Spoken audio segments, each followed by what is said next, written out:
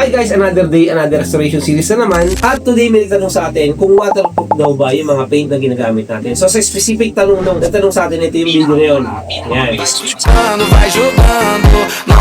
Waterproof na daw ba yung sapatos? Actually, ang sagot dyan is hindi po. Water resistant yung sapatos pag nilagyan ng leather paint, pero hindi siya waterproof. Magkaiba ho yun. Ang water resistant is pwede siyang mabasa, pero hindi mo siya pwede ilublog. No? Darating din yung time mababasa at mababasa pa rin siya pag pinilit mong basain o sprayan yung sapatos mo. Waterproof naman, ibig sabihin is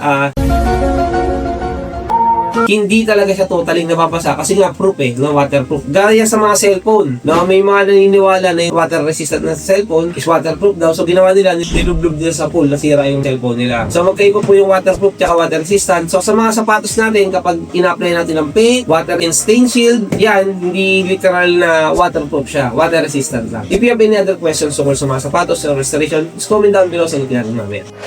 Cacao.